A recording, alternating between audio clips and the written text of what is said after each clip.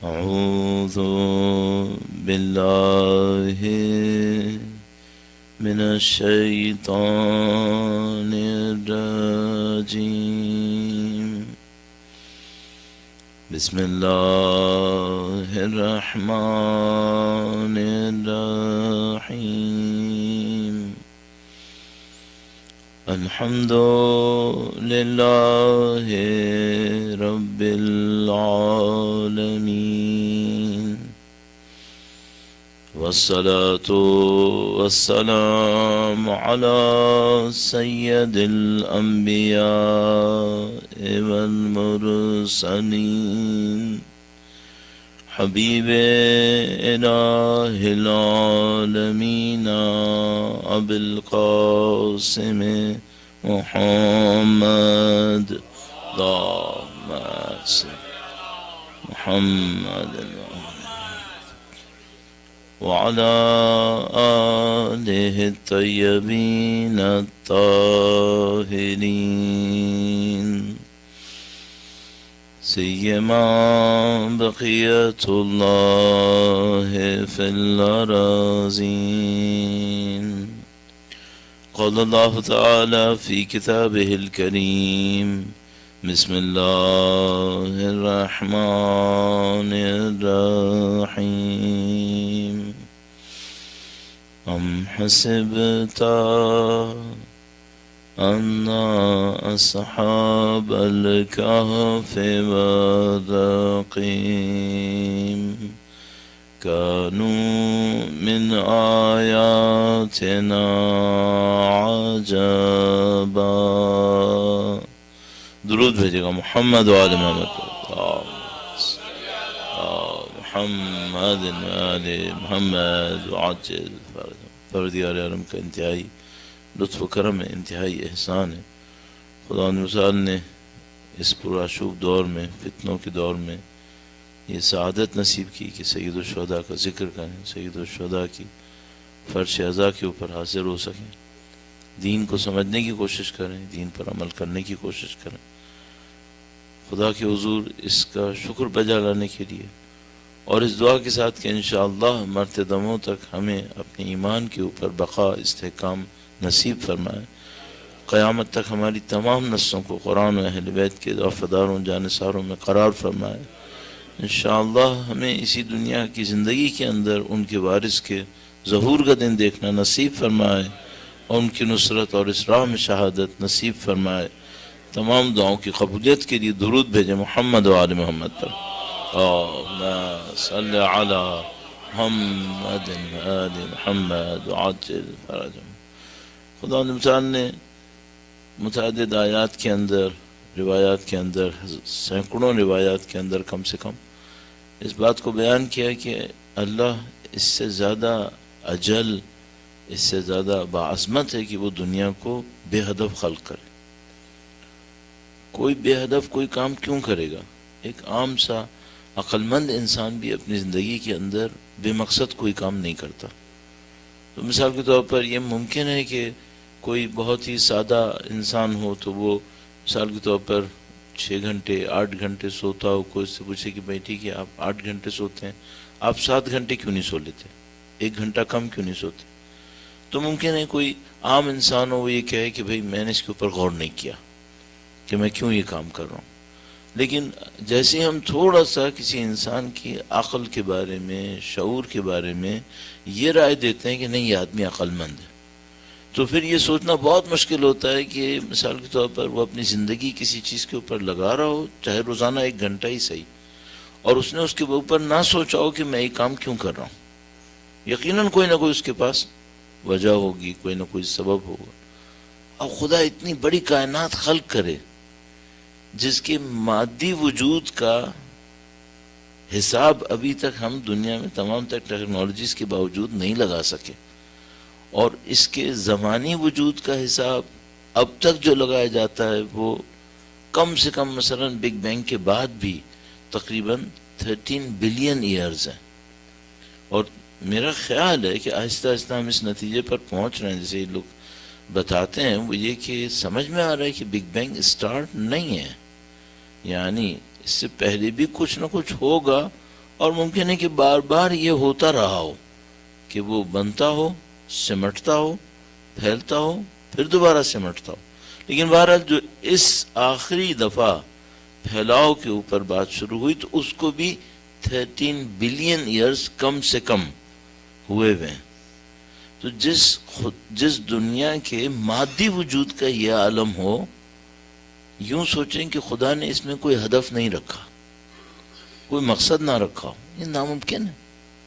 یقیناً مقصد رکھا ہوگا۔ اچھا، اب وہ جو مقصد و ہدف ہوگا وہ اگر تھوڑا سا اور باریکی میں جائیں، پوری کائنات کا ہوگا یا ایک ایک فرد کا بھی ہوگا؟ تو مثال کے طور پر اس کو اگر ذرا سا مثال کے اندر لا کے بیان کروں، درود بھیجے گا محمد و آل محمد، صلی علی محمد و آل محمد وعجل فرج۔ تو فرض فرمائیے کہ میں کسی بہت بڑے ہاسپٹل کو سوچوں، اور اس ہاسپٹل کے اندر مثال کے طور پر میں سوچتا ہوں بہت بڑا ہاسپٹل ہو کوئی، تو اس میں یوں سوچ لیتا ہوں جیسے 10,000 بیڈز کا کوئی ہاسپٹل ہے، 10,000 بیڈز کا کوئی ہاسپٹل، 10,000 بیڈ کم نہیں ہوتے، بہت ہیں۔ تو مثال کے طور پر اتنا بڑا کوئی ہاسپٹل ہو، اب اس میں کتنے ڈاکٹرز ہوں گے، کتنے اس میں نرسز ہوں گے، کتنے اس میں کیئر کرنے والے ہوں گے، صفائی ستھرائی کرنے والے ہوں گے۔ اچھا فرض کر لیجئے یہ سارا کچھ ہے جی، تو میں نے ایک ہاسپٹل سوچا تھا، ایک ہاسپٹل نہ سوچیے، چلیے پورے ٹورانٹو کو سوچ لیجئے کہ پورے ٹورانٹو میں کتنے ہاسپٹلز ہوں گے، ان ہاسپٹلز میں کتنے بیڈ ہوں گے، اس میں کتنے مریض ہوں گے۔ تو میں آپ سے سوال پوچھتا ہوں، کیا ایسا ہو سکتا ہے کہ کسی ایک مریض کوئی ایک بیڈ کے اوپر کوئی ایک مریض لیٹا ہو جس کے بارے میں کسی کو پتا نہ چلے کہ یہ یہاں کیوں پڑا ہوا ہے؟ یہ پاسبل ہے کیا؟ میرے خیال میں پاسبل نہیں ہے۔ تو مثال کے طور پر آپ پورے کینیڈا کو سوچ لیجئے، کتنے ہاسپٹلز ہوں گے یہاں پہ، کتنے بیڈز ہوں گے، اور ان میں ہر ایک کے اوپر شاید کوئی مریض ہوگا، اور میں مثلا آپ سے کہوں کہ ایک مریض ایسا ہے جو کئی سال سے ایک بیڈ کے اوپر پڑا ہے، کسی کو نہیں پتا کیوں پڑا ہے۔ لگتا ہے کہ ایسا پاسبل ہوگا؟ نہیں ہونا چاہیے، صحیح؟ یہ ہو سکتا ہے کہ خدا نے مجھے بے ہدف خلق کر لیا۔ ہم عقل مند انسانوں کی دنیا میں یہ نہیں سوچ پا رہے، تو خدا کے لیے سوچ سکتے ہیں؟ نہیں سوچ پائیں گے۔ اور مولا کا ایک فرمان ہے، وہ اس معاملے کو تشبیہ میں ایسے انداز میں بیان کرتا ہے کہ انسان اپنے ذہن سے سوچنے میں مجبور ہو جائے۔ میں اس فرمان کا ایک حصہ آپ کی خدمت میں عرض کرتا ہوں، درود بھیجے گا محمد و آل محمد، صلی علی محمد و آل محمد وعجل فرجہم۔ اس فرمان میں امام نے خدا کے علم کی وسعت اور علم کی گہرائی کو ایک مثال کے ذریعے بیان کیا۔ تو اب مثال کے طور پر ہم لوگ کلائمیٹ چینج کے بارے میں تقریباً ہر روز کچھ نہ کچھ سنتے رہتے ہیں، ڈیفارسٹیشن کے بارے میں ہم لوگ کے جنگل ختم ہو رہے ہیں، ہم لوگ سنتے رہتے ہیں۔ تو مثال کے طور پر اگر میں سوچوں کہ پورے دنیا میں کتنے جنگل ہوں گے، تو نہیں معلوم کتنے ہوں گے۔ اچھا ان جنگلوں میں کتنے درخت ہوں گے، پوری دنیا میں کتنے درخت ہوں گے، یا الہی۔ اور اب آپ ذرا تصور کیجئے گا کہ ہر درخت کے تنے پر ایک چھال ہوگی، ٹھیک ہے؟ امام فرمانے خدایا تو وہ ہے جو جنگلوں کے، درختوں کے تنوں کی چھالوں کے سوراخ میں رہنے والے مچھروں کے پر ہلانے کی تعداد کو بھی جانتا ہے۔ یا اللہ، کتنے جنگل ہیں، کتنے درخت ہیں، کتنے تنے ہیں، کتنے سوراخ ہیں، کتنے مچھر ہیں، اور ان مچھروں نے کتنی دفعہ پر ہلایا ہے، تو جانتا ہے۔ تو ان پتوں کی تعداد بھی جانتا ہے جو ان درختوں سے گر رہے ہوں گے۔ ہاں، ان میں سے کوئی ایک پتا خدا نے بے ہدف خلق کیا ہوگا؟ نہیں۔ ریگستان میں کتنے ذرے ہوں گے ریت کے؟ کوئی ایک ذرہ خدا نے بے ہدف خلق کیا ہوگا؟ نہیں۔ تو مجھے بے ہدف خلق کرے گا؟ ایک وہ ہدف ہے جو پورے پورے نظام کا ہدف ہے، ایک وہ ہدف ہے جو میرا ہدف ہے. آپ کو دونوں کو سمجھنا پڑے گا. یہ پورا نظام کس ہدف سے ہے؟ اور میں اور آپ جو خلق ہوئے ہیں، اسپیسیفک میں اور آپ، اور میں اپنے بارے میں تو ظاہر صرف اپنے لیے بات کروں گا، میں کس ہدف سے خلق ہوں، میرا بھی اس نظام کے اندر کوئی حصہ ہے. اگر میں اور آپ اس بات کو سمجھنا شروع کر دیں، اپنے اندر ذمہ داری احساس کریں گے. کیوں؟ اس کی وجہ یہ ہے کہ میں ایک آئی لینڈ کے اندر نہیں بیٹھا ہوا اکیلا. کچھ لوگ مجھ سے وابستہ ہیں اور کچھ لوگوں پر سے میں وابستہ ہوں، اور ہم لوگ اس انٹریکشن کے اندر 50-60 سال زندگی گزارتے ہیں. اور جو لوگ ہم سے متاثر ہو جاتے ہیں یا ہم ان سے متاثر ہوتے ہیں، اس 50-60 سال 70 سال میں ان کی تعداد بہت بڑی ہے. اس پورے نظام میں ایسا نہ ہو کہ خلل ڈالنے والے ہم ہوں. اس پورے نظام نے موقع ہے، ابھی میرے پاس یہاں تک میں آیا ہوں تو ایک اصطلاح کی اور تشریح کر دوں آپ کی خدمت میں.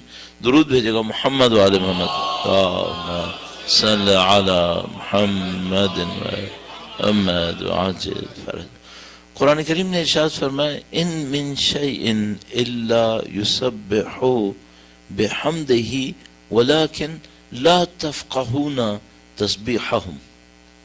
کائنات میں کوئی چیز ایسی نہیں ہے جو اللہ کی تسبیح نہ کرتی ہو، لیکن تم اس کی تسبیح کو سمجھ نہیں سکتے. صحیح ہے؟ کائنات میں کوئی چیز ایسی نہیں ہے جو اللہ کی تسبیح نہ کرتی ہو، لیکن تم ان کی تسبیح کو سمجھ نہیں سکتے. اچھا، اب یہ تسبیح کیا ہے؟ اور الحمدللہ ہم لوگ، بڑا خدا کا کرم ہے کہ ہمارے پاس ایک بڑی عظیم الشان عبادت ہے، وہ بی بی کی تسبیح ہے جو ہمیں الحمدللہ ملی ہوئی ہے. اس تسبیح میں 33 مرتبہ آپ نے سبحان اللہ کہنا. یہ جو سبحان اللہ ہے اور یہ جو کائنات کی ہر چیز اللہ کی تسبیح کرتی ہے، دونوں ایک ہی روٹ سے ملے ہوئے ہیں، یعنی سین با اور ہا. صحیح ہے؟ تسبیح اور سبحان روٹ میں یہ ایک ہی ہیں. ان کا مطلب سمجھنے کے لیے ایک اور اصطلاح سمجھنا اچھا ہے، اس کو کہتے ہیں سباحہ. سباحہ عربی کے اندر سوئمنگ کو کہتے ہیں. سباحہ سوئمنگ کو کہتے ہیں. وَكُلٌّ فِي فَلَكٍ يَسْبَحُونَ. خدا تعالیٰ فرماتا ہے وَالشَّمْسُ تَجْرِي لِمُسْتَقَرٍ لَهَا ذَلِكَ تَقْدِيرُ الْعَزِيزِ الْعَلِيمِ وَالْقَمَرَ قَدَّرْنَاهُ مَنَازِلَ عَادَ كَالْعُرْجُونِ الْقَدِيمِ.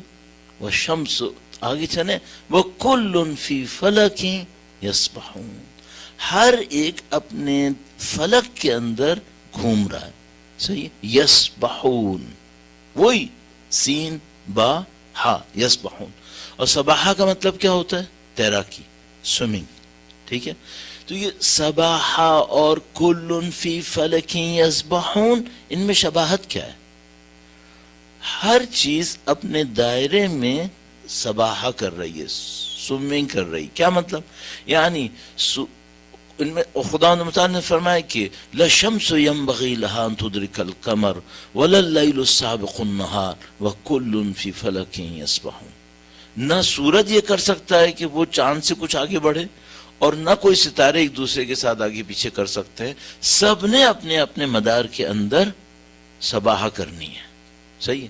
تو کیا مطلب ہوا؟ یعنی مطلب یہ ہوا کہ ہر ایک کا خدا نے ایک نظام بنا دیا، ہر ایک نے اپنے نظام میں ایسے ہی چلنا ہے جیسے انسان پانی کے فلو میں تیر رہا ہو. تو مثلا پانی کا ایک فلو ہے، مجھے سوئمنگ شاید بالکل نہیں آتی، لیکن اگر آتی بھی ہو تو بہرحال اچھی تو ہرگز نہیں آتی. لیکن اتنا مجھے سمجھ میں آتا ہے کہ جب مثال کے طور پہ جب میں سیکھتا تھا کہ اگر پانی کے فلو کے ساتھ آپ نے بہنا ہو وہ بہت آسان کام ہے، لیکن اگر پانی کے فلو کے اگینسٹ سوئم کرنا ہو آپ نے، کافی مشکل کام ہے. صحیح ہے؟ اب یہ جو سورج اور چاند ہیں یہ کیا کر رہے ہیں؟ خدا متعال فرما رہے ہیں یہ بالکل ایسے ہی ہے، یہ سب میں نے ان کو ایک فلو کے اندر بہایا ہے، اور یہ بغیر کسی مزاحمت کے، بغیر کسی تبدیلی کے میرے بہاؤ کے اندر بہہ رہے ہیں. صحیح ہے؟ یہ کیا کر رہے ہیں؟ یہ اپنی تسبیح کر رہے ہیں، یہ ان کی تسبیح ہے۔ بس ان کی تسبیح کیا ہے؟ ان کی تسبیح یہ ہے کہ جو ان کو حکم دیا جاتا ہے یہ کر لیتے ہیں۔ وَإِن مِّن شَيْءٍ إِلَّا يُسَبِّحُ بِحَمْدِهِ، کوئی کائنات میں چیز ایسی نہیں ہے جو اللہ کی تسبیح نہ کرتی ہو، صرف ایک جگہ مشکل ہے، کچھ انسان ایسے ہیں جو تسبیح نہیں کرتے ہیں، بس یہ ایک مشکل ہے۔ کیا ہو سکتا ہے کہ خدا کی تسبیح کا چاند انکار کر دے؟ اِنَّا عَرَضْنَا الْأَمَانَةَ عَلَى السَّمَاوَاتِ وَالْأَرْضِ، ہم نے زمین اور آسمان پہ اس امانت کو پیش کیا، فَأَبَيْنَا أَن يَحْمِلْنَهَا وَحَمَلَهَا الْإِنسَانُ، انہوں نے اس امانت کو اٹھانے سے انکار کر دیا کہ ہم یہ امانت نہیں اٹھا سکتے۔ انسان نے اس امانت کو اٹھایا، اب جب کہ اس نے اس امانت کو اٹھا لیا تو خدا نے متعال فرما رہے اب پوٹینشلی اس کے اندر ایک مشکل آ گئی ہے، وہ کیا؟ یہ ظلم کر سکتا ہے اور یہ جہالت دکھا سکتا ہے، اس کے ساتھ یہ مشکل آ گئی ہے۔ صحیح؟ کیا میں آپ سے پوچھتا ہوں، کیا سورج کبھی ظلم کر سکتا ہے؟ نہیں، کیونکہ وہ تسبیح سے باہر جائے گا ہی نہیں۔ انسان کے اندر ایک مشکل ہے، وہ یہ کہ یہ کبھی تسبیح کا انکار کر دیتا ہے، اور جیسے یہ تسبیح کا انکار کرتا ہے تو کیا مطلب ہوتا ہے؟ یعنی یہ خدا کے حکم سے بہنے کو قبول نہیں کرتا۔ صحیح ہے؟ علامہ اقبال نے ایک شعر پڑھا تھا، کہا تھا کہ محمد سے وفا تو نے تو ہم تیرے، یہ جہاں چیز ہے کیا لوح و قلم تیرے، کیوں؟ پوری کائنات خدا کی تسبیح کر رہی ہے، تم بھی کر لو تو پوری کائنات تمہارے ساتھ چل رہی ہے۔ ہاں، سخر لکم ما فی السماوات والارض، یہ جو خدا نے متعال نے فرمایا میں نے زمین و آسمان کو تمہارے لیے تسخیر کیا ہے، یہ اس کے لیے کیا ہے جو خدا کا بندہ ہے، یا اس کے لیے کیا ہے جو خدا کا نافرمان ہے؟ یہ اس کے لیے کیا ہے جو تسبیح خدا کر رہا ہے۔ صحیح؟ تو اب یہ جو میں اور آپ سبحان اللہ کر رہے ہیں، یہ کیا ہے؟ یہ دو معنی رکھ سکتا ہے۔ ایک تو ہم یہ کہیں بالکل لفظی ترجمہ کریں، خدا تو ہر عیب اور نقص سے پاک ہے، ایک ہی مطلب۔ ایک مطلب یہ بھی ہو سکتا ہے کہ خداوندہ تو ہے جس کی تسبیح پوری کائنات کر رہی ہے، ہاں مجھے بھی یہی کرنا ہے۔ تو سبحان اللہ اس بات کا ریمائنڈر بن سکتا ہے کہ پوری کائنات مطیع خدا ہے، اور خدا نہ کرے نعوذ باللہ ایسا نہ ہو میں نافرمان بن جاؤں، مجھے بھی اللہ کا مطیع بننا ہے۔ تو اگر اس عنوان سے دیکھیں تو عزیزان محترم، ہمارا اور آپ کی زندگی کا کوئی مقصد نہیں بنے گا سوائے ایک مقصد، وہ یہ کہ ہمیں عبودیت دکھانی ہے، اللہ کی بندگی دکھانی ہے۔ جیسے میں اور آپ عبودیت اور بندگی دکھاتے ہیں، ہم وہی کر رہے ہوتے ہیں جو پوری کائنات کر رہی ہوتی ہے، ہم اس کے اندر بالکل فٹ ہو جاتے ہیں۔ اور یہ جو کلائمیٹ چینج کا ڈسکشن ہے، اس میں آپ بہت اچھے طریقے سے ہم لوگوں کو سمجھاتے ہیں یہ لوگ کہ بھئی اگر ہم لوگ اس کائنات کے اندر ان لوگوں کے حساب میں جو کائنات ہے یعنی مادی زندگی، اس میں دخالت نہ کریں تو کائنات خراب نہیں ہوگی۔ صحیح؟ ہم بندگی کے معاملے میں بھی یہی عرض کریں گے کہ اگر بندے خدا بنے رہو یہ کائنات خراب نہیں ہوگی، اور جہاں بندگی سے نکلو گے سب خراب ہونا شروع ہو جائے گا۔ تو ایک بس آخری ایک اور شعر عرض کر دوں، البتہ وہ بھی فارسی کا ایک شعر ہے، ایک عارف تھے بابا طاہر، وہ کہتے تھے کہ فارسی کا شعر پڑھنے میں بڑا لطف آتا ہے، وہ جو لیکن بعض اوقات اس میں شو بازی سی لگنے لگتی ہے کہ لوگوں کو باقیوں کو فارسی نہیں آتی، آپ فارسی کا شعر پڑھ کے ایک اپنی ایک وہ دکھانا چاہتے ہیں، تو یہ سمجھ میں نہیں آتا پڑھ کے مزہ لے یا اب نہیں بغیر پڑھے ترجمہ کر دے۔ تو بہرحال میں بغیر پڑھے ترجمہ کرنے کو ترجیح دوں گا اس الزام کو لینے کی بجائے کہ میں مثلا فارسی کی کوئی نمائش کرنا چاہ رہا ہوں۔ تو اس میں انہوں نے کہا تھا کہ تم ایسا کوئی کام نہیں کرنا کہ تمہارے پاؤں کے آگے پتھر آنا شروع ہو جائیں، اور یہ جو اتنی بڑی کائنات ہے یہ تمہارے لیے چھوٹی پڑ جائے۔ کہا کوئی ایسا کام نہیں کرنا کہ تمہارے پاؤں کے آگے پتھر آ جائیں اور یہ جو بہت بڑی کائنات ہے یہ تمہیں چھوٹی پڑ جائے۔ کیوں؟ کیونکہ کل جب سوال پوچھنے والے سوال پوچھیں گے تمہارے پاس 100 جواب ہوں گے لیکن کافی نہیں ہوں گے، تم اپنے جوابوں سے جواب نہیں دے پاؤ گے، یعنی تم 100 عذر پیش کرو گے لیکن قابل قبول نہیں ہوں گے. صرف عبودیت ہوگی جو قبول ہوگی. تو اور کوئی کام حرکت مت کرو, صرف عبودیت پہ چلو, یہ کائنات تمہارے ساتھ چلے گی. درود بھیجیں محمد و آل محمد. اللہم صلی علی محمد و آل محمد وعجل فرجهم. تو یہ جو راستہ ہے یہ عبودیت کا راستہ ہے. ما خلقت الجن والانس الا لیعبدون. جن و انس کو بس اس لیے خلق کیا کہ ہم میری بندگی کریں. ہم لوگ ترجمہ کرتے ہیں میری عبادت کریں, اور اس کے بعد ایک پارٹ ٹائم جاب چھوٹی سی کر کے جس میں 15-20 منٹ 1 گھنٹہ زیادہ سے زیادہ لگتا ہے 24 گھنٹے میں, ہم سمجھتے ہیں ہم نے ہدف خلقت پورا کر لیا. اس کو ترجمہ عبادت سے نہ کریں, اس کو ترجمہ بندگی سے کریں. اب یہ پارٹ ٹائم جاب نہیں ہے, اب یہ فل ٹائم جاب ہے, بلکہ لائف ٹائم جاب ہے. بندگی کبھی منقطع نہیں ہو سکتی. جس کو ہم لوگ اردو میں عبادت کہتے ہیں وہ کبھی ہو سکتی ہے اور کبھی نہیں ہو سکتی. تو آپ ایک دفعہ نماز پڑھیں گے آپ کی عبادت پوری ہو گئی. اور بندگی میں بریک نہیں ہے, بندگی نان اسٹاپ ہے.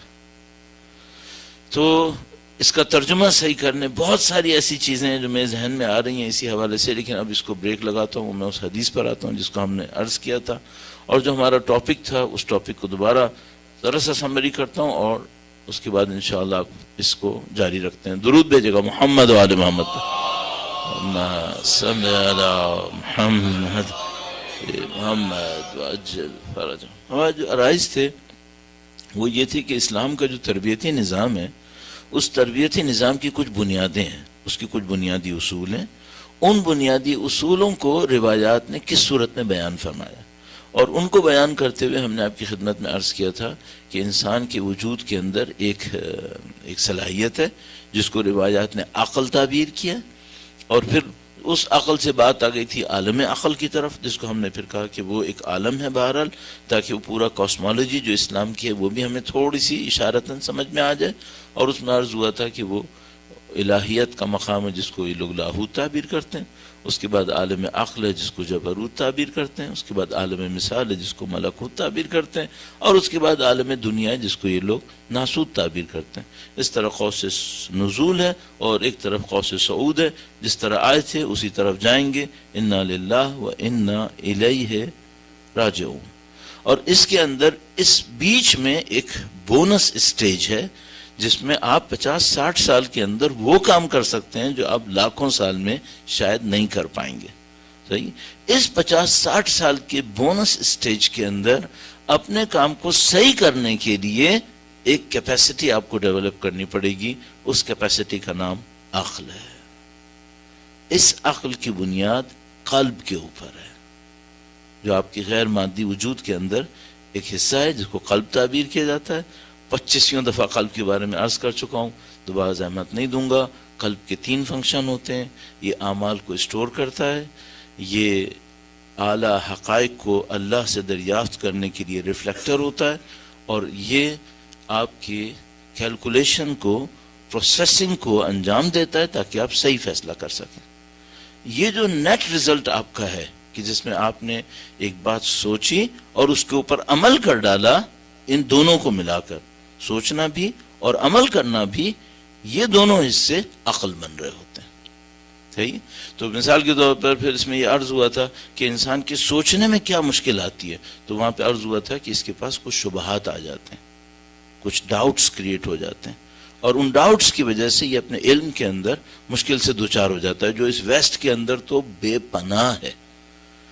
ہر دوسرے تیسرے بندے کے ذہن میں 25,000 شبہات بھرے ہوئے ہیں. یعنی میں کبھی آتا ہوں یہاں پر تو کبھی ایسی فلو میں خدا اور اس کے اوپر کوئی کلپس وغیرہ دیکھنے کی کوشش کرتا ہوں, میرے خیال میں 80-90% تو اس بات کے اوپر ہیں کہ صرف شبہات ڈالنا ہے کوئی, اور وہ کوئی شبہ شک کے ذریعے سے ہوگا, کوئی انکار کے ذریعے سے ہوگا, کوئی کسی اور طریقے سے. بہرحال ایک عجیب کہانی بنی ہوئی ہے.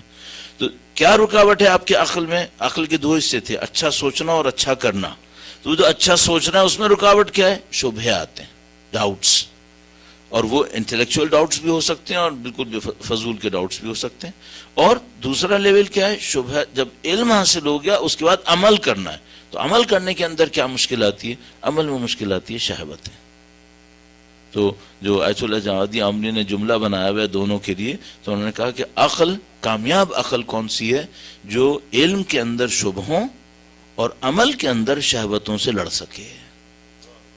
کامیاب عقل وہ ہے جو علم کے اندر شبہوں سے اور عمل کے اندر شہوتوں سے لڑ سکے۔ ٹھیک ہے، کون سی شہوتیں ہیں کہ جو انسان کو علم کے باوجود عمل سے روک لیتی ہیں؟ تو امام نے فرمایا کہ اس کے اندر کچھ نشے آتے ہیں، ان نشوں کی وجہ سے یہ اپنے عمل کے اندر کمزوری دکھاتا ہے۔ صحیح ہے، اس کے اوپر بھی بات ہو گئی تھی۔ پھر ہم نے کل ایک روایت شروع کی تھی جس میں امام نے فرمایا تھا کہ مسلمان کی عقل اگر کامل ہونی ہے تو اس کے اندر 10 خاصیتیں ہونی چاہیے، 10 خاصیتیں ہونی چاہیے۔ آج میں نے چیک کر لیا تھا، احتمال قوی یہ ہے کہ یہ روایت ہمارے 8ویں امام، امام علی بن موسیٰ رضا علیہ السلام، اللہم صلی علی محمد ہادی محمد وعجل فرجہم۔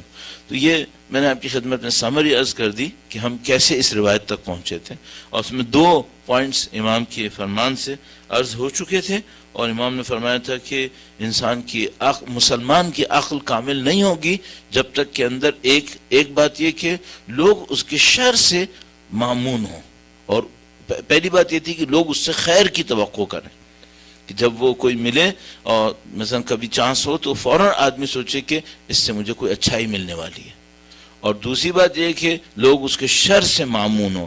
اس میں ایک اور ذرا سی باریکی یہ ہے کہ بعض اوقات یہ ہوتا ہے کہ آدمی اچھا ہے لیکن کبھی کبھی بہت گڑبڑ بھی کر دیتا ہے، کبھی کبھی کرتا ہے لیکن جب کرتا ہے تو کافی برا ہو جاتا ہے، تو آدمی پھر بھی ڈرتا ہے اس آدمی سے کہ آدمی تو اچھا ہے۔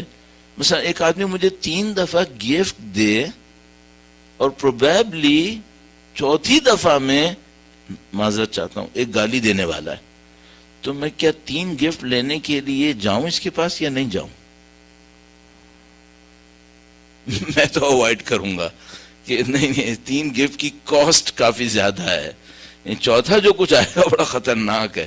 اس کا مطلب ایک آدمی کافی اچھا ہو لیکن یہ امکان ہو کہ نہیں یہ ایک دفعہ بہت بڑا بلنڈر مارے گا، یہ بہت خطرناک بات ہے، اس سے بھی لوگ بچنے کی کوشش کریں گے۔ ہم کہہ رہے ہیں یہ نقص سے عقل کی علامت ہوگی کہ خیر تو پہنچاتا ہے لیکن شر بھی کبھی کبھی پہنچا دے، تو ہمیں نقص سے عقل کی علامت ہوگی۔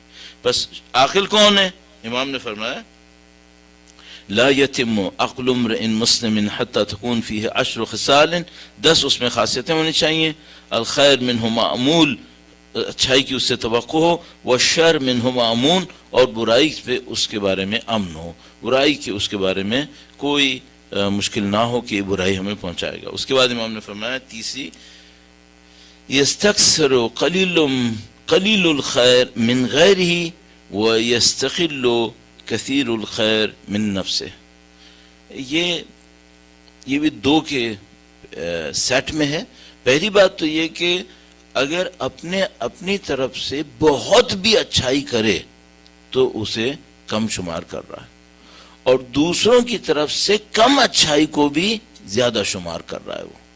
ٹھیک ہے، عقل کی علامت ہے۔ اس کو میں عرض کرنے کی کوشش کرتا ہوں، درود بھیجے گا محمد وآل محمد،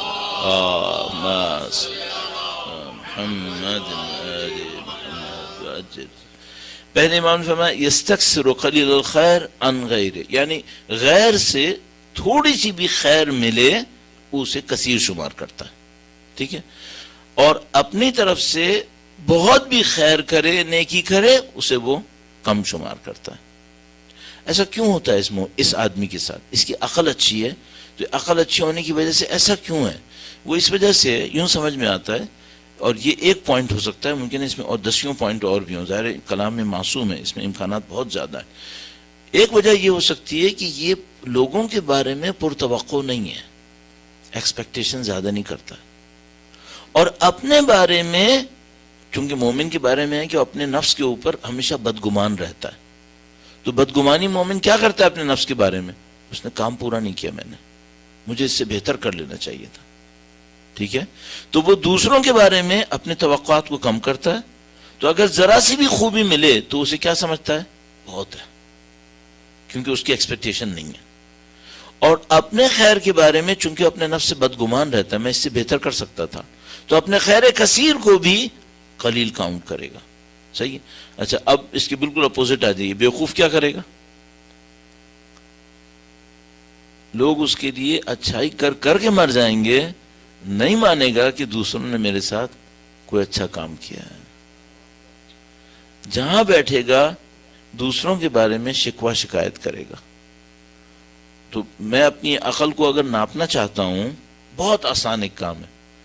دوسروں کی اچھائی میری زبان سے آسانی سے نکلتی ہے یا مشکل سے نکلتی ہے؟ چیک کر لیں. یعنی مثال کے طور پر دیکھیے کون سی چیز میری زبان سے آسانی سے نکل آئے گی. وہ کیا؟ کوئی مجھ سے کہے مولانا آپ کتنا اچھا کام کر رہے ہیں، مجھے اچھا لگے گا. صحیح ہے. اچھا اگر کہیں وہ یہ توقع کر رہا ہو کہ میں کسی دوسرے کی تعریف کر دوں، میں آسانی سے کروں گا؟ ہاں نہیں، میں دیر لگاؤں گا.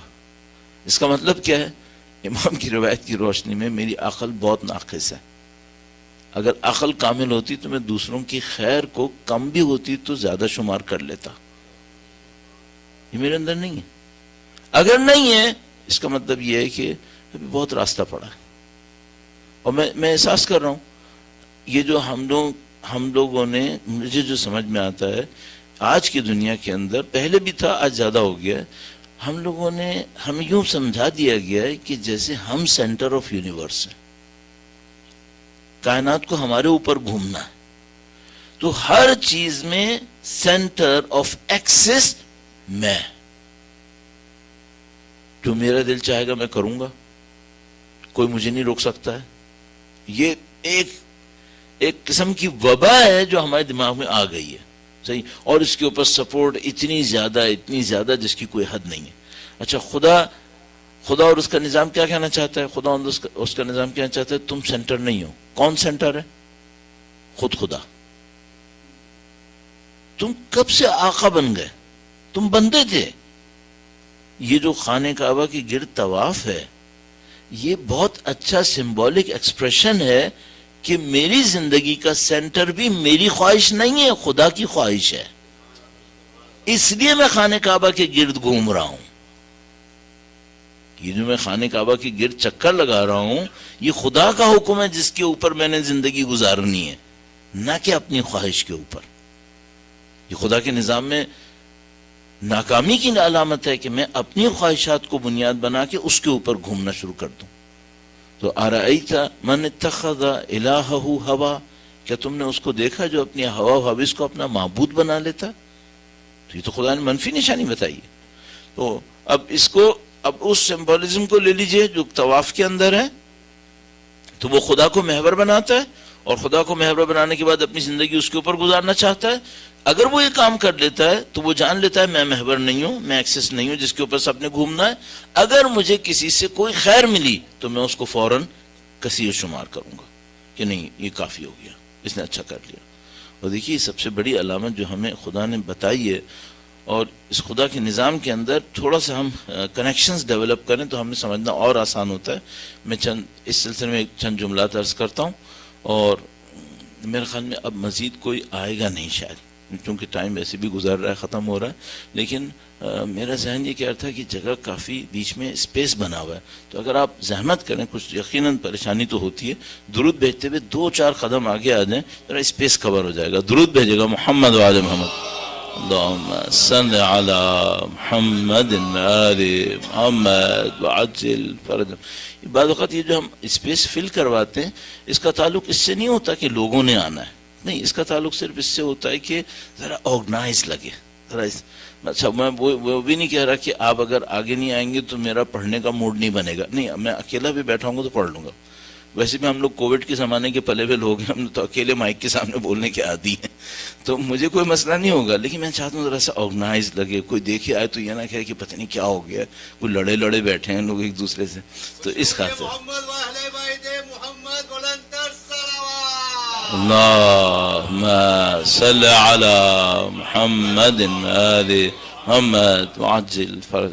آپ یقین مانیے مجھے احساس اس کا ہو رہا ہے، اسلام اس بات کو بہت زیادہ اپریشیٹ نہیں کرتا کہ ہم اپنی باؤنڈریز کو اتنا زیادہ اسپیسیفک رکھیں. مجھے نہیں لگتا. دیکھیے کیا اسلام یہ چاہتا ہے کہ ہم لوگ ایک دوسرے کو ٹچ کر لیا کریں؟ ہاں چاہتا ہے. ہمارے پاس مصافحہ ہے، ہمارے پاس معانقہ ہے. معانقہ کا مطلب کیا ہے؟ آپ گلے لگا رہے ہیں ایک دوسرے کو. صحیح. تو اسلام کیا یہ چاہتا ہے کہ ہم تھوڑا دور دور رہیں ایک دوسرے سے؟ میرا نہیں خیال. سور المؤمن شفا، اس سور کے دو مطلب ہیں. ایک تو یہ کہ مومن دعوت دے، اس کا کھانا شفا ہے. ایک مطلب یہ بھی لیتے ہیں کہ مومن کا اگر جھوٹا بھی ہو اس میں بھی شفا ہے. یہ مطلب یہ بھی لیتے ہیں. ٹھیک ہے. اچھا مثال کے طور پر آپ کے پاس ایک گلاس رکھا ہوا ہے جس میں سب پانی پی رہے ہیں. اسلام کیا چاہتا ہے؟ جب بھی کوئی پانی پیے دوسرے کا گلاس پھینکے، اپنا گلاس نیا لائے. یا نہیں، اسلام چاہتا ہے نہیں، اس معاملے میں ایسا نہیں کرنا چاہیے، مل جل کے کھا لو. صحیح. تو مثال کے طور پر میں ایسے ایک بات کہہ رہا ہوں، رسول اللہ کی کلچر میں ہم کیا سوچتے ہیں؟ مثلا رسول اللہ ایک تھالی میں دوسروں سے کھا سکتے تھے یا نہیں کھا سکتے تھے؟ کھا سکتے تھے، کوئی مسئلہ ہی نہیں تھا.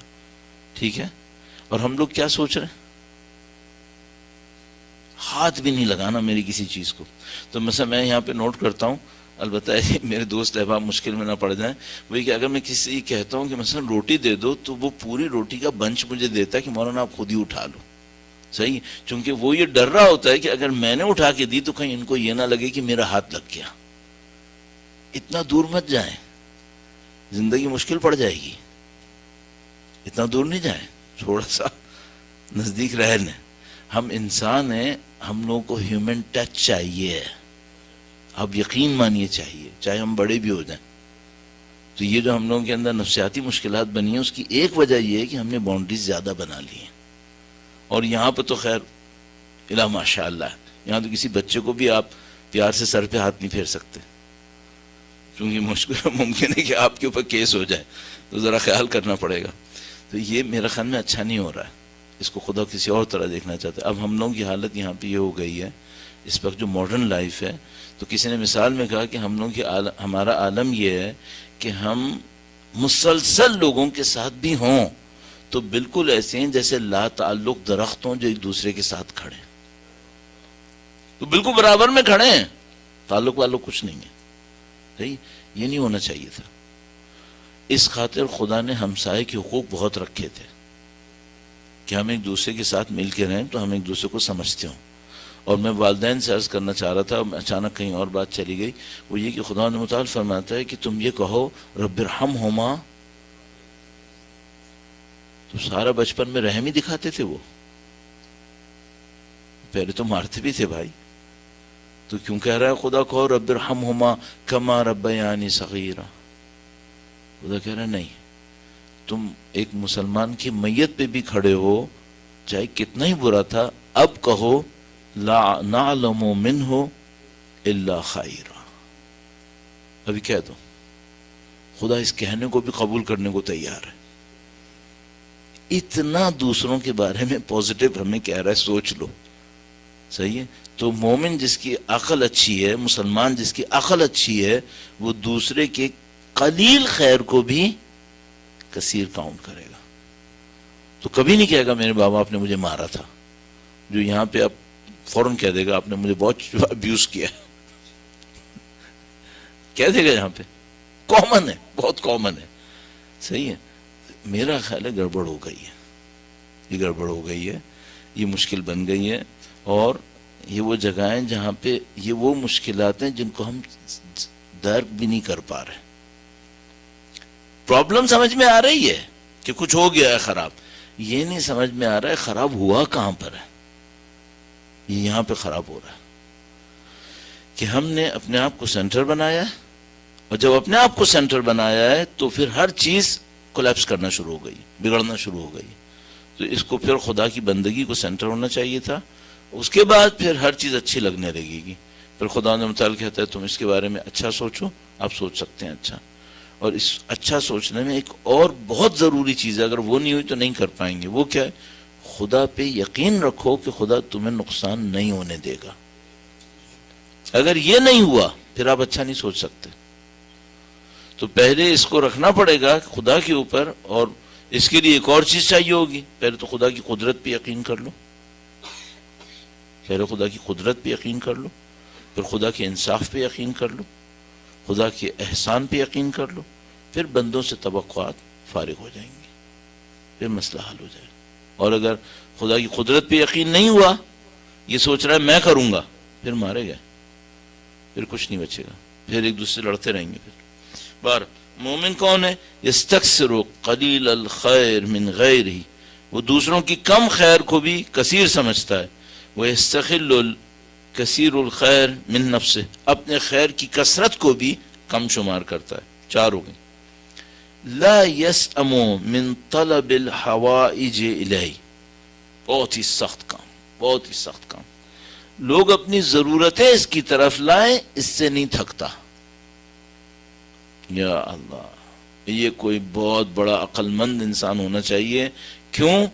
امام کہہ رہے ہیں بہت عقل مند ہونا چاہیے اس کو جو ایسا ہو، بہت عقل مند ہوگا۔ کون؟ لوگ اس کی طرف ضرورتوں کو لے کر آئیں، یہ نہ تھکے۔ کیوں نہیں تھک رہا؟ کیوں نہیں تھکتا؟ اب میرے پاس اگر ایک آدمی صبح کو ایک ریکویسٹ لے کر آئے اور شام کو ایک اور آدمی ایسی ایک اور ریکویسٹ لے کر آئے، تو میں مثال کے طور پر اپنے دل میں سوچتا ہوں بھائی ایسا ہے کہ ایک دن میں ایک ہی کافی ہے، اب یہ دو دو ہو جائیں یہ میرے لیے صحیح نہیں ہے، میں نہیں کر سکتا۔ وہ امام فرمانے نہیں، عقل مند آدمی نہیں تھکے گا۔ کیوں نہیں تھکے گا؟ اس کی وجہ یہ ہے کہ مولا کا ایک اور فرمان ہے بہت عجیب، اور ہم جیسے جو فریکوینٹ ٹریولرز ہیں ان کے لیے ہی سمجھنا بہت ہی آسان ہے، اور آپ لوگوں کے لیے بھی بہت ہی آسان ہے، چونکہ آپ لوگ بھی پاکستان آتے جاتے رہتے ہیں۔ تو اس میں یہ فرمان عرض کرتا ہوں آپ کی خدمت میں، درود بھیجے گا محمد وآل محمد، صلی علی محمد آل محمد وعجل فرض فرمائیے آپ مثال کے طور پر پاکستان جا رہے ہیں، آپ کے پاس الاؤڈ کوٹا جو ہے، اگر آپ کی آئی سی بھی جا رہے ہوں تب بھی آپ کے پاس تقریباً 56 kg ہوگا، اور آپ کے پاس 100 kg ہے، صحیح ہے؟ تو آپ اپنے کوٹے کو ایکسیڈ کر چکے ہیں کافی زیادہ، اور اب آپ پریشان ہو رہے ہیں کہ جائے گا کیسے، اور اچانک کوئی آ کر آپ سے کہے کہ اپنا سامان مجھے دو یہاں پہ، میں تمہیں پاکستان دوں گا بالکل ویسے ہی جو تم نے مجھے دیا ہے، صحیح، اور تمہیں کوئی خرچہ اس ٹرانسفر کرنے کا نہیں دینا ہے، اور سامان میں کوئی کمی بھی نہیں ہوگی، صحیح ہے؟ تو آپ کو اچھا لگے گا نہیں لگے گا؟ امام فرما رہے ہیں کہ کچھ لوگ ہیں اس دنیا میں جو تمہارے بوجھ کو یہاں پہ تم سے لیں گے، اور کسی اور دنیا میں جب تمہیں اس کی شدید ضرورت ہوگی یہ بڑھا بڑھا کر تمہیں پہنچا دیں گے، تو تم انہیں اپنا بوجھ کیوں نہیں دے دیتے؟ جو واقعی حوائج لے کر ہم تک آئے ہیں، یہ ہم سے ہمارا بوجھ شیئر کرنا چاہ رہے ہیں، اور یہ ہمارا بوجھ لیں گے اور ہمارے بوجھ کو ایک اور خطرناک قسم کی کسٹم اور امیگریشن سے گزار کے وہاں ہمیں دے دیں گے جہاں ہمیں اس کی سخت ضرورت ہوگی۔ تو امام فرمائے تم لوگ دیتے کیوں نہیں ہو؟ اس خاطر یہ نہیں تھکتا، چونکہ یہ دیکھتا ہے بزنس بہت زبردست چل رہا ہے، کام بہت صحیح چل رہا ہے، بوجھ کوئی اور اٹھائے گا، وقت ضرورت مجھے مل جائے گا، اور جتنا لیا ہے اتنا نہیں دے گا۔ خدا تعالیٰ فرما رہا ہے کم سے کم 700 گنا تو میں کر دوں گا، 700 ٹائمز کم سے کم میں کر دوں گا۔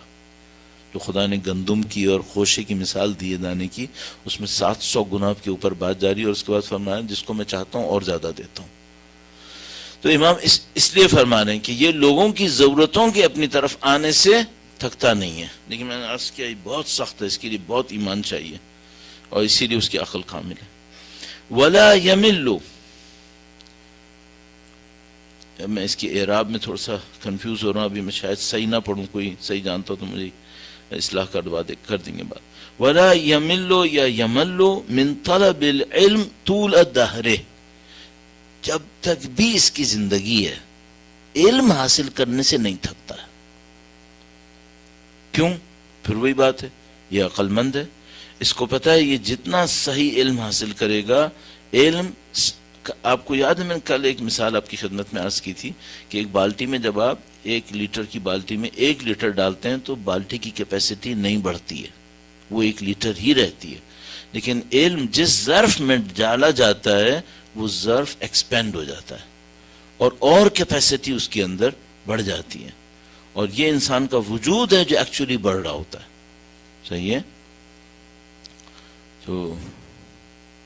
تو انسان کا وجود بڑھ رہا ہوتا ہے. تو جتنا بھی انسان صحیح علم حاصل کرتا ہے اس کا معنوی وجود ایکسپینڈ ہو رہا ہوتا ہے, اس کے اندر ترقی آ رہی ہوتی ہے, بہتری آ رہی ہوتی ہے. تو یہ آدمی جو عقل مند انسان ہے یہ کبھی بھی علم حاصل کرنے سے نہیں تھکتا ہے, کیونکہ وہ ہمیشہ اپنے وجود کو بہتر سے بہتر کرتا رہتا ہے. ایک آیت کریمہ ہے اور اس میں خداوند متعال نے اس بات کو میرے خیال میں بالکل صراحت سے ارشاد فرمایا, میرے ذہن سے بھی نکل رہا ہے, آئے گا تو میں آپ کی خدمت میں عرض کر دوں گا. درود بھیجے گا محمد و آل محمد پر. محمد عجل فرج. تو علم طلب کرنے سے یہ نہیں تھکتا. صحیح. اچھا, اب یہ جو ہم ساری علامتیں عرض کر رہے ہیں اس کے پیچھے ہمارا ہدف کیا ہے؟ بعض اوقات ہدف ذہن سے نکل جاتا ہے. وہ یہ کہ مجھے اور آپ کو اپنی زندگی میں چیک کرنا ہے کہ یہ علامتیں میرے اندر ہیں یا نہیں ہیں. ٹھیک ہے, اور اگر نہیں ہیں تو مجھے اس کے اوپر امپروومنٹ کیسے لے کے آنی. تو مثال کے طور پر میں ذرا سا اگر رک کے سوچوں, فرض کر لیں کہ آپ اور میں وہ نہیں ہیں جو ساری زندگی علم حاصل کرتے ہیں. ہم ایک اسکل سیٹ ڈیولپ کر رہے ہوتے ہیں, ہمیں پتہ ہوتا ہے یہ علم نہیں ہے جو خدا نے دیا ہے, یہ یہاں اس دنیا کی کوئی ضرورت ہے. ٹھیک ہے, تو میں کیا کروں پھر؟ کوئی چھوٹا سا گروپ جوائن کر لیں جہاں پہ روزانہ آپ کو کوئی آیتیں اور کوئی حدیث مل جایا کریں. کم سے کم روزانہ ایک حدیث پڑھ لیں, اور اس کی اتنے فائدے, مجھے 40 سال ہو گئے طالب علم بنے ہوئے, اور میں آپ کو گارنٹی سے کہہ رہا ہوں کہ روزانہ ایک حدیث ملنے سے جو فائدے ہیں وہ حساب میں نہیں ہیں, بے حساب فائدے. تو میں نے کئی ایسی جگہوں کو جوائن کیا ہوا ہے جہاں سے مجھے کم سے کم روزانہ 2-3 حدیثیں کم سے کم مستند مل جایا کریں, اور میں دیکھتا ہوں بہت فائدہ ہوتا ہے اس سے. آپ پلیز کچھ نہ کچھ ایسا کریں. اب آپ مجھ سے کہیں مولانا وہ گروپ ہمیں ہی بتا دیں, آپ یہ بھی کریں. ہاں, بہت آسان ہے. مثال کے طور پر ان میں سے ایک گروپ وہ ہے جو مولا 8ویں امام کے روضے کا ہے. ان کی ویب سائٹ پہ چلے جائیے, اپنا ای میل ڈال دیجیے, وہ آپ کو رجسٹر کر دیں گے, ہر روز ایک حدیث بھیجیں گے, وہ حدیث آپ پڑھ لیجیے گا. اس طرح پتہ نہیں کتنے, پتہ نہیں کون کون سے ایپس ہوں گے جن کے اندر یہ فیسلٹی ہوگی, آپ جوائن کریں. ایک حدیث ضرور پڑھیں روزانہ, بہت فائدے ہیں اس کے. یہ بھی کر سکتے ہیں کہ آپ ایک ٹائم بنا لیں کہ میں اس ٹائم پر ایک حدیث پڑھوں گا, تو اس ٹائم پہ آپ کا دماغ خود بخود اس معنویت کے لیے اپنے آپ کو تیار کرے گا انشاءاللہ. فرمایا طلب علم سے یہ نہیں گھبراتا. اس کے بعد اب جو 3 نشانیاں ہیں وہ کہتے ہیں نا, ایک ہوتا ہے وارم اپ اور ایک ہوتا ہے چیلنجنگ. تو ہم لوگ ایک دفعہ کہیں ہم لوگوں نے ایک جوائن کیا ایک گروپ تو ایران میں, تو وہ لوگ صبح کو لے کے گئے ایکسرسائز وغیرہ کے لیے. تو اب مثلا میرے جیسا آدمی جو تھا وہ ایکسرسائز نہیں کرتا روزانہ, تو اس وقت بھی نہیں کرتا تھا, تو میں اس کو جوائن کر لیا. تو ان سے ہم نے پوچھا کہ آپ کتنی دیر ایکسرسائز کرائیں گے؟ تو انہوں نے کہا کہ زیادہ نہیں ہوگا, صرف 20 منٹ ہوگا. تو سنتے ہی میری تو جان نکل گئی. میں کہا اس نے مجھے 20 منٹ بھگا دیا تو میرا ہوگا کیا. تو خیر وہ جب 20 منٹ بھاگ لیے تو سب حالت خراب ہو گئی میری بالکل, یعنی میں تباہ ہونے لگا تھا اپنے دانش میں. انہوں نے کہا کہ اب 5 منٹ اور بھاگنا ہے. تو ہم نے کہا کہ یہ تو موت ہے اس کے ساتھ. تو انہوں نے کہا نہیں, ایکچولی یہ اب اچیومنٹ ہے. جہاں تک آپ خود بھاگ لیے تھے وہ تو آپ بھاگ لیے تھے, اب جو آپ بھاگیں گے یہ آپ کا گین ہے ایکچولی. صحیح. بعض اوقات ہم مشکلات کے نیچے کرش ہو کے خدا سے کہتے ہیں خدا بس کر دے. یہ نہیں جانتے کہ ابھی تو اچیومنٹ کا ٹائم آیا تھا, تم نے پل آؤٹ کر لیا. تمہیں پل آؤٹ نہیں کرنا چاہیے تھا. خدا سے کہنا چاہیے تھا خدا استقامت دے دے. یہ نہیں کہنا چاہیے تھا خدا مشکل بس کر دے. نہیں, یہ کہنا چاہیے تھا خدا استقامت دے, کیونکہ جو دینے والا ہے وہ تمہیں تم سے زیادہ چاہتا ہے.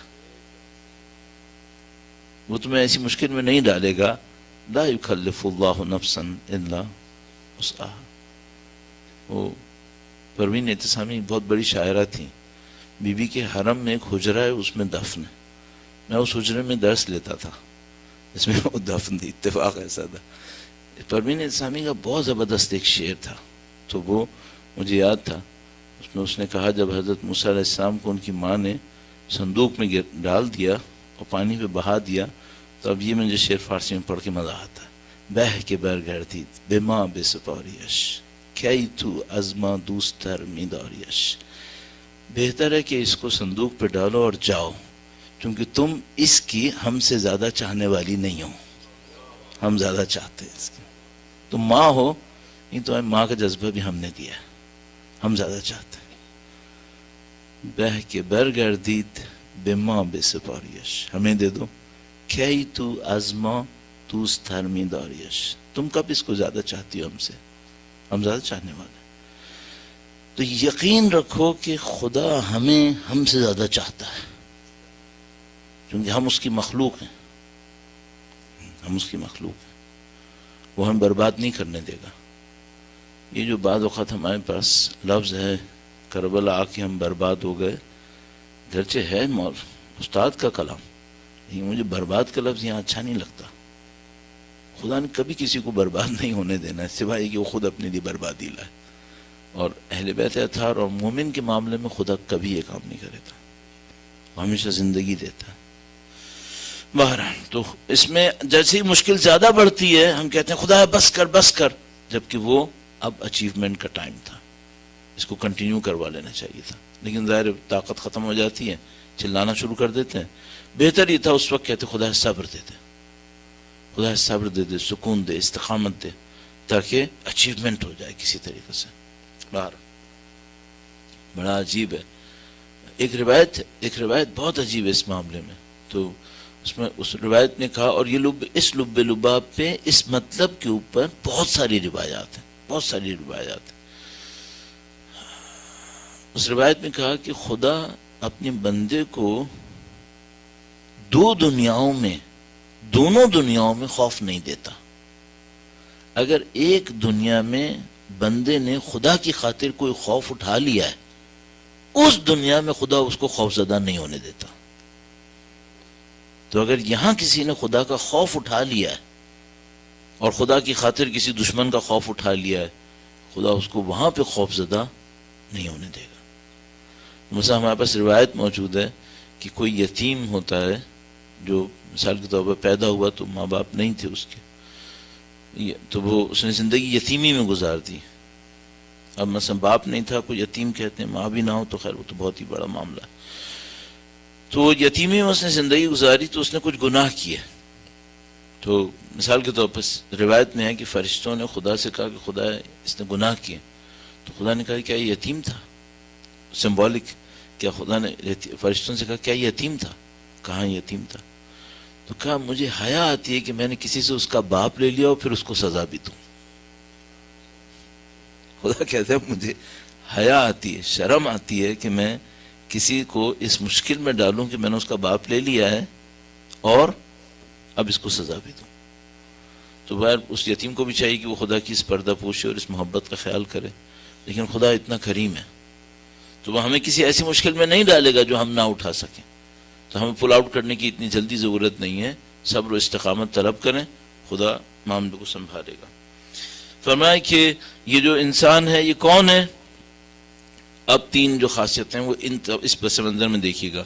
الفقر فی اللہ احب الیہ من الغنا، اللہ کی محبت میں، اللہ کی راہ میں نیاز مند ہونا، فقیر ہونا، اسے اس دولت سے زیادہ پسند ہے جس میں خدا سے دور ہو جاتا ہے۔ تو مثلا اس کو سامنے دو آپشن رکھے جائیں، تمہیں فقیر ہونا ہے اللہ کی راہ میں یا دولت مند ہونا ہے اللہ سے دور ہوتے ہوئے، تو وہ کسی کو پسند کرتا ہے؟ فقیر ہونے کو۔ اللہ کے نبی کے پاس حضرت جبرائیل آئے اور کہا کہ روایت میں موجود ہے، تو آقا حضرت جبرائیل نے پوچھا کہ اے اللہ کے نبی، خدا آپ سے پوچھتا ہے آپ نے فقیر بغیر دولت، دنیا کی دولت کی زندگی گزارنا ہے اور نبی رہنا ہے، یا دنیا کی جاہ اور سلطنت کے ساتھ زندگی گزارنا ہے، اس میں بھی نبی رہنا ہے، اس میں نہیں کہ نبی نہیں ہوں گے، دونوں میں کوئی کمی نہیں ہوگی۔ حضرت جبرائیل نے آ کر اللہ کے نبی سے کہا آپشن ہے آپ کے پاس، یہ لینا ہے یا یہ لینا ہے؟ اللہ کے نبی نے کہا مجھے فخر پسند ہے۔ ہاں، اس کے بعد اللہ کے نبی نے فرمایا الفقر فخری، یہ کہ میں اللہ کا نیاز مند ہوں یہ میرا فخر ہے۔ الفقر فخری، یہ میرا فخر ہے۔ البتہ اس فخر کا مطلب صرف دولت کی پاورٹی نہیں ہے کہ دولت میں فقیر ہونا، یہ نہیں ہے.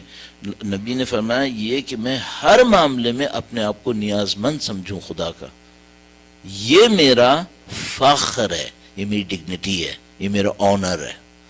صحیح ہے. تو فرما رہے عقل مند انسان وہ ہوگا اس کے سامنے کہا جائے تم نے غریب رہنا ہے اور اللہ کا محبوب رہنا ہے، یہ بہتر ہے، یا دولت مند ہونا ہے اور اللہ سے دور ہونا ہے، فوراً وہ کس کو پریفر کرے گا؟ فقر کو پریفر کرے گا. اپنے فیصلوں کو سوچئے گا آپ بھی. میں نے اس سال طے کیا ہوا ہے کہ میں امیگریشن پہ کوئی بات نہیں کروں گا. الفقر فی اللہ احب الیہ من الغنا، اس کا اردو ترجمہ آپ کی خدمت میں عرض کرتا ہوں. خدا کی راہ میں غریبی کو امیری سے زیادہ پسند کرے. بظاہر میں نے یوں کہا جیسے امیری میں خدا سے دور ہو جائے، یوں لگ رہا ہے کہ جیسے شاید اس سے بھی بڑھ کر بات ہے. یعنی حتیٰ خدا کی راہ میں امیر رہے یا خدا کی راہ میں غریب رہے تو وہ خدا کی راہ میں غریب رہنے کو پسند کرتا ہے. اچھا اگر وہ ہو جو میں نے کہا وہ تو بالکل آبویس ہے کہ چونکہ اگر وہ امیر ہوگا تو خدا سے دور ہو جائے گا. اگر ہم یہ لے لیں کہ نہیں دونوں صورت میں خدا کے ساتھ رہے گا تب بھی وہ غریبی کو پسند کرتا ہے، تو یہ کیوں ہو سکتا ہے؟ ہاں اس کی ایک وجہ بیان ہوتی ہے. اللہ کے نبی کے سامنے یہ بھی روایت میں موجود ہے. جب میں کہتا ہوں روایت میں موجود ہے اس کا مطلب ہے میں نے کسی کتاب میں روایت میں اس کو پڑھا ہے. آپ مجھے چیلنج کریں گے تو میں ڈھونڈ کے نکال لوں گا. آج کل الحمدللہ سب کچھ آن لائن ہے تو ہم لوگ کو کوئی مسئلہ نہیں ہوتا. 2-4 ورڈ بھی اگر عربک کی یاد ہوں تو ہم نکال لیتے ہیں کہیں نہ کہیں سے. اس میں روایت میں یہ تھا کہ اللہ کے نبی کے سامنے کسی نے بہت لذیذ کوئی کھانا رکھا، بہت لذیذ کوئی کھانا رکھا. اللہ کے نبی نے دیکھا، کہا میں نہیں کھاؤں گا، میں اس میں سے نہیں کھاؤں گا. تو اصحاب نے پوچھا حرام ہے کیا؟ کہا نہیں حرام نہیں ہے لیکن میں نہیں کھانا چاہتا. تو انہوں نے کہا کیوں نہیں کھانا چاہتے؟ کہا اللہ نے قرآن کریم میں فرمایا اذہبتم طیباتکم فی حیاتکم الدنیا، تم نے اپنی دنیا کی زندگی میں اپنی ساری پاکیزگیاں حاصل کر لی ہیں، اب یہاں پہ تمہارے لیے کچھ نہیں بچا ہے. کہا مجھے ڈر ہے کہ کہیں ایسا نہ ہو کہ میری ساری اچھائیاں اسی دنیا کے اندر کیش ہو جائیں. اس خاطر یہ بندہ اللہ کی راہ میں غریب رہے یا اللہ کی راہ میں امیر رہے تو وہ پریفر کرتا ہے کہ میں اللہ کی راہ میں غریب رہوں. کیوں؟ تاکہ میں زیادہ سے زیادہ آگے جا کر ان اچھائیوں کو حاصل کر سکوں، میں ان میں سے نہ بن جاؤں جس نے یہیں پہ کیش کر لیا ہے. صحیح ہے. یہ بات سمجھنا شاید آپ میں سے بعض لوگ مجھ پہ اعتراض کریں گے بعد میں، لیکن میں آپ کی خدمت میں عرض کر رہا ہوں. میرے پاس ابھی آپ روایت کے 4-5 جملے باقی ہیں. اب میں مجبور ہو رہا ہوں کہ تقریباً 1 گھنٹہ ٹائم ہونے والا ہے، چونکہ آج ہم نے تھوڑا سا جلدی شروع کر لیا تھا اور چونکہ آپ لوگ میں زیادہ تر لوگ اس وقت نہیں تھے، زیادہ تر فرشتے بیٹھے تھے، تو میں کچھ اور بول رہا تھا، ٹاپک کے اوپر بات نہیں کر رہا تھا. تو اب یہ تھا کہ اس میں پھر 2-4 جملے رہ جائیں گے چونکہ 1 گھنٹہ پورے ہونے والا ہے. لیکن میں عرض کر دیتا ہوں ایک واقعہ آپ کی خدمت میں. درود بھیجے گا محمد و آل محمد. صلی علی محمد وآل محمد وعجل فرجہم. ایک آیت اللہ تھے قم میں، جہاں تک مجھے یاد آ رہا ہے آیت اللہ حجت، میرے خیال میں حجت کو قمری میرے خیال میں ان کو کہتے تھے، جن کی قبر میرے خیال میں مجلس حجتیہ کے ایک حجرے کے اندر ہے، تو شاید وہی تھے. ان کا کوئی مخلد تھا، وہ چونکہ مرجع تقلید تھے، ان کا کوئی مخلد تھا، وہ کافی صاحب ثروت تھا اور اچھا ان کا ماننے والا بھی تھا. تو وہ اگر میں نام غلطی کر رہا ہوں تو آپ اس کو پھر اگنور کر دیجئے گا. اصل مسئلہ یہ کہ کوئی ایک مرجع تقلید تھے جو قم میں رہتے تھے اور لوگ ان کو جانتے تھے، لوگ ان کی تقلید بھی کرتے تھے. تو وہ ایک ان کا کوئی چاہنے والا تھا، وہ ان کو دیکھتا تھا کہ وہ کرائے کے گھر میں رہتے تھے. تو وہ ان کے پاس آیا اور اس نے ان کو کافی زیادہ اموال دیے، یعنی اموال کا مطلب یعنی خمس وغیرہ دیا اس نے، اور اس نے کہا کہ آغا ویسے تو آپ کی مرضی ہے، آپ جہاں مرضی اس کو خرچ کریں، لیکن میرا ذہن یہ کہہ رہا تھا کہ کاش آپ اس میں سے کچھ لے کر آپ اپنے لیے گھر لے لیتے، کیونکہ آپ کرائے کے گھر میں رہتے ہیں، ادھر سے ادھر جاتے ہیں، اچھا نہیں لگتا، آپ مرضی تقلید نہیں ہے. تو انہوں نے کہا کہ دیکھو یہ اپنا پیسہ رکھو اپنے پاس، مجھے تمہارا پیسہ ہی نہیں لینا اگر تم اس وجہ سے مجھے دے رہے ہو، مجھے تمہارا پیسہ نہیں لینا. تو وہ پریشان ہو گیا. اس نے کہا اچھا آغا صاحب ایسا ہے میری شرط ختم, آپ پیسہ تو رکھ لیں تاکہ میرا تو بوجھ تو میرا اترے. تو خیر انہوں نے خمس لے لیا اس سے. پھر کچھ عرصے کے بعد وہ دوبارہ آیا اور اس نے کہا کہ دیکھیں آقا آپ نے خمس کے اندر یہ شرط لگائی کہ آپ اپنے اوپر خرچ نہیں کرنا چاہتے ہیں, آئی اپریشیٹ اٹ, مثلا اب یہ جو میں لایا ہوں نا یہ میرا اپنا ہے, اب یہ خمس نہیں ہے, ٹھیک ہے, یہ میری کمائی ہے, اچھی کمائی ہے, آپ کو پتا ہے میں حرام نہیں کرتا ہوں, تو میں آپ کو گفٹ کر رہا ہوں, آپ اپنے لیے گھر لے لیں. آقا نے کہا ٹھیک ہے. اس نے ہمبلنس دکھائی, انہوں نے بھی قبول کر لیا. ایک گھر کے اوپر بات چیت ہو گئی اور لگا جیسے چیزیں سیٹل ہو گئیں. مہینے 2 مہینے کے بعد وہ آیا تو انہوں نے پھر دوبارہ پیسہ اس کے سامنے رکھ دیا کہ نہیں بھائی ایسا ہے, یہ پیسہ تمہارا ہے, کسی اور کو دے دو. اس نے کہا آقا صاحب اب کیا مشکل ہے, اب تو خمس بھی نہیں ہے, میرا پیسہ ہے, حلال کماتا ہوں, آپ کو پتا ہے. کہ نہیں کچھ اور معاملہ. تو اس نے کہا آقا صاحب اب میں پوچھے بغیر نہیں جاؤں گا, اب کیا معاملہ ہے. تو پھر انہوں نے اس کو ایک واقعہ سنایا اور کہا کہ میں زندہ ہوں, من بتانا لوگوں کو. اور ظاہر ہے کہ وفات ہو گئی. پھر انہوں نے بتا دیا. کہنے لگی کہ میں نے خواب دیکھا کہ جیسے میں جنت کی طرف جا رہا ہوں, وہاں بہت بڑے بڑے محل بنے ہوئے ہیں, بہت خوبصورت قسم کے, اور ایک محل مجھے دکھایا تو میں نے پوچھا یہ کس کا ہے. کہنے یہ آپ کا. میں کہنے بہت خوش ہوا, یہ بڑی زبردست جگہ ہے بھائی, بہت خوبصورت ہے یہ تو. کہنے میں بڑھنے لگا, غائب ہو گیا. تو میں نے جو ساتھ تھا اس سے پوچھا کہ میرا محل تھا تو گیا کہاں. کہنے لگا آپ نے اپنا گھر لے تو لیا, یہ اس کے لیے تھا جس کو دنیا میں گھر نہیں ملا تھا, میرا جا چکا ہے, میں نے گھر بنا لیا. اس نے کہا کہ یہ اس کے لیے تھا جس کو دنیا میں نہیں ملا تھا. تو کہنے لگا جب خواب سے جاگا تو میں سمجھ گیا کہ بھائی یہ رسکی بزنس ہے, اس کا پیسہ واپس کرو اور اپنا کرایہ کا گھر صحیح ہے. ہم لوگ وہ نہیں ہیں. میں کہہ رہا ہوں, میں تو اسی لیے اعتراف کروں, میں اپنا گھر بنا چکا ہوں, ٹھیک ہے. میں نہیں کہہ رہا آپ نہیں بنائیں, آپ بھی بنائیں, لیکن صرف یہ کہنا چاہ رہا ہوں دنیا میں سب چیزیں کیش کرا کے نہیں بیٹھ جائیے گا. یہ جو بڑے بڑے فخر سے کہتے ہیں نا اللہ کا دیا ہمارے پاس سب کچھ ہے, ہمیں کوئی پریشانی نہیں ہے, تمہیں پتا ہے اس کا مطلب کیا ہے؟ اس کا مطلب یہ کہ میں نے اکاؤنٹ یہاں پہ کیش کرا لیا ہے, اب میرے ساتھ کچھ نہیں ہونے والا ہے. اذهبتم طیباتکم فی حیاتکم الدنیا. فنش. یہ نہ ہو جائے تو تھوڑا ہاتھ ہلکا رکھ کے دنیا سے لیں, تھوڑا سا ہاتھ ہلکا رکھ لیں, تاکہ کچھ چیزیں آپ نے ڈیلیبریٹلی اللہ کے نام پر آگے کے لیے چھوڑ دی ہوں تو وہ کلیم کر سکیں گے ہم لوگ انشاءاللہ تعالی. درود بھیجے گا محمد و آل محمد پہ. صلی اللہ علیہ محمد و آل محمد وعجل فرجهم. اب میرے پاس 2 راستے تھے, وہ یہ کہ میں باقی کے 2-3 انتہائی قیمتی جملوں کو جلدی میں بول کر اور اس روایت کو یہاں پہ ختم کر لیتا, اور تاکہ میں اس کو کہہ لیتا کہ بھئی جو آج میں نے پڑھنی تھی وہ میں نے پوری پڑھ لی. پھر میں سوچتا ہوں کہ انشاءاللہ ایک دن اور زندہ رہیں گے انشاءاللہ, اور کل اس کو اگر باقی کو سکون سے پڑھ لیں اور اس سے کچھ سیکھ لیں, یہ بہتر ہے اس کے مقابلے میں کہ جلد بازی میں پڑھ لیں اور اس سے زیادہ نہ سیکھ سکیں. تو اس خاطر میں نے ان جملوں کو روک لیا, اور انشاءاللہ کل ہم اس کو عرض کرنے کی کوشش کریں گے. پروردگار انشاءاللہ حیات دے, توفیق دے انشاءاللہ تعالی. درود بھیجے گا محمد و آل محمد. محمد. کل میرے ذہن میں ایک پوائنٹ آیا تھا, میں سوچا آپ کے ساتھ شیئر کر لوں. کل دعائے کمیل کی شب تھی, ظاہر شب جمعہ تھی. تو جب دعائے کمیل میں وہ جو آخری پیراگراف شروع ہوتے ہیں جس میں یا رب یا رب یا رب 30 دفعہ کہہ لیا ہے, تو وہاں سے شروع ہوتا ہے دعاؤں کا سمری بالکل, کہ اینڈ میں جا کے خدا سے مانگا کیا, اتنی دیر دعا پڑھ لی. قو علی خدمتک جوارحی واشدد علی العزیمت جوانحی وحب لی الجد فی خشیتک. یہاں سے آپ کی دعائیں شروع ہو رہی ہیں.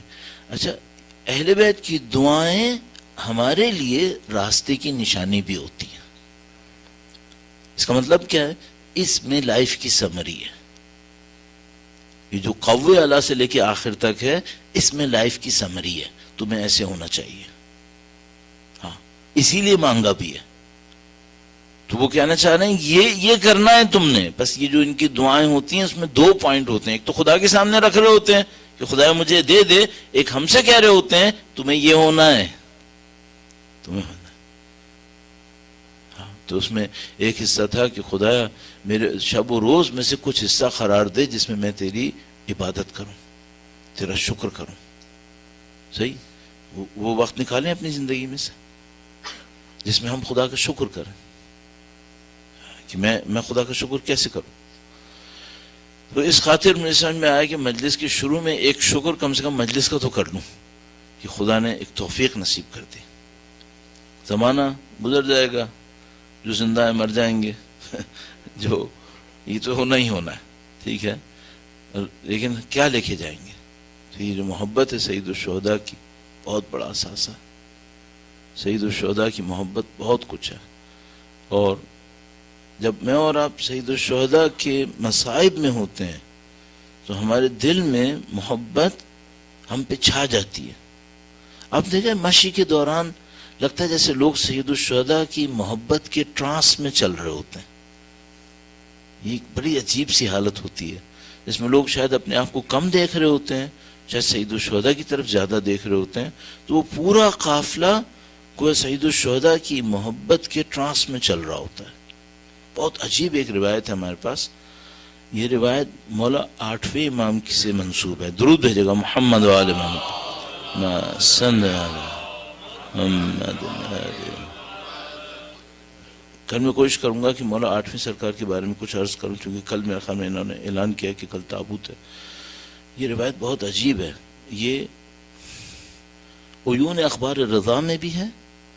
عیون اخبار الرضا سے علامہ مجلسی نے اس کو بیان کیا ہے، لیکن علامہ مجلسی نے 2 امام کی سند سے بیان کیا ہے. ایک میں منسوب کیا ہے مولا 4تھے امام سے، ایک میں منسوب کیا ہے مولا امیر المومنین سے. اور لیکن سندیت جو بیچ میں رکھی ہے وہ 8ویں امام کی رکھی ہے، 8ویں امام کی. اور عیون میں یہ روایت موجود ہے، یا مولا امیر المومنین یا مولا 4تھے امام یہ فرما رہے ہیں کہ میں حسین کی قبر، یا امیر المومنین فرما رہے ہیں تو حسین، اور اگر 4تھے امام فرما رہے ہیں تو جدی حسین. ٹھیک ہے، تو کہا کہ میں حسین کی قبر کے اطراف میں اونچی اونچی عمارتوں کو گویا اپنی آنکھوں سے دیکھ رہا ہوں، اور گویا میں ان سواریوں کو دیکھ رہا ہوں جو کوفہ سے کربلا کی طرف بڑھ رہی ہیں، حسین کی قبر کی طرف بڑھ رہی ہیں. اور میں یہ دیکھ رہا ہوں کہ کائنات کے اطراف سے لوگ حسین کی قبر کی طرف بڑھ رہے ہیں. یا کریم، یا امیر المومنین یا مولا 4تھے امام، سوائے معجزے کی کچھ ممکن ہے؟ حتیٰ اگر 8ویں امام کی ہی ہوتی تب بھی معجزے کے سوائے امکان پذیر نہیں ہے.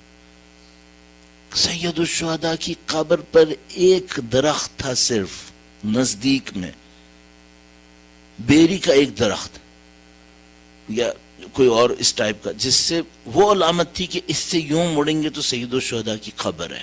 کچھ نہیں تھا وہاں پہ. اور 8ویں امام اپنے جد امجد سے کہہ رہے ہیں کہ بیان فرما رہے ہیں کہ میں اپنی آنکھوں سے گویا دیکھ رہا ہوں کہ حسین کی قبر کے اطراف میں عمارتیں بنی ہوئی ہیں اور سواریاں کوفہ سے حسین کی قبر کی طرف بڑھ رہی ہیں. کل میں اس روایت کے الفاظ آپ کی خدمت میں عرض کروں گا.